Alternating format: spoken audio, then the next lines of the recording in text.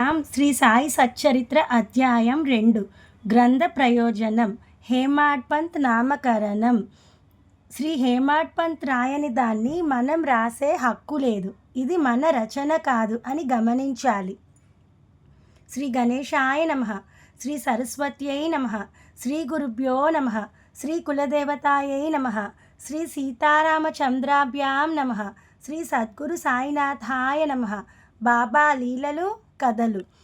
ఈ గ్రంథ ప్రయోజనం గురించి ఈ అధ్యాయంలో చెప్పుకుందాం. బాబా లీలలు ధన్యతను కలిగిస్తాయి. ఈ లీలలు భక్తులకు బోధనా మార్గం అవుతాయి. వారి పాపాలన్నీ ఉపశమిస్తాయి. అందుకే పవిత్రం శ్రేయస్కరం అయిన శ్రీ సాయిబాబా చరిత్రను రచించ నడుము కట్టాను. ఈ కథలు ఇహంలోనూ పరంలోనూ సుఖశాంతులనిస్తాయి. సాధువుల చరిత్రలు సన్మార్గదర్శకాలు. ఓ సాయి, నేను నీ నిజతత్వాన్ని ఎలా తెలుసుకోగలను?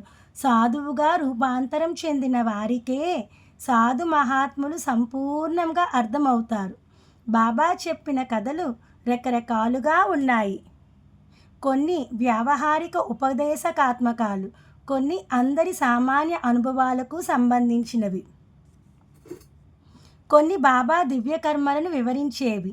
బాబాను ప్రత్యక్షంగా దర్శించని వారెంతోమంది ఉన్నారు. వారు ఈ కథలను వింటే మానసికంగా బాబాను దర్శిస్తారు.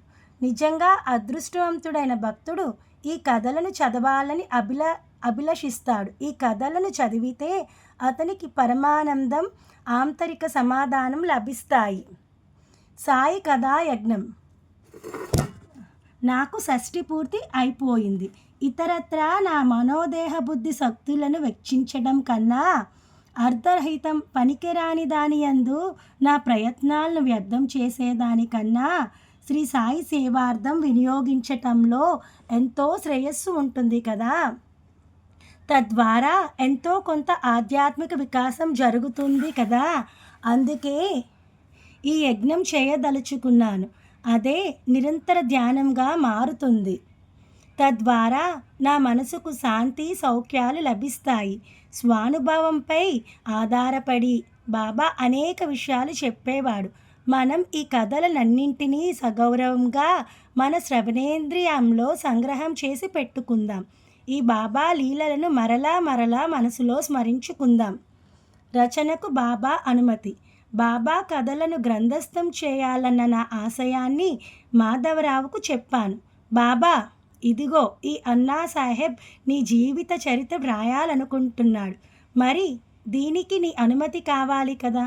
అప్పుడు బాబా గారు, నేను ఫకీర్ను, భిక్షగాడిని, ఇలాంటి నా గురించి రాసేదేముంటుంది అని మాత్రం నువ్వు అడ్డు చెప్పవద్దు. నువ్వు తప్పక అనుమతిని ఇవ్వాలి. నీ అనుగ్రహమే గనుక లేకపోతే ఇలాంటి రచన కూడా సరళంగా కొనసాగదు అని మాధవరావు బాబాకు చెప్పాడు.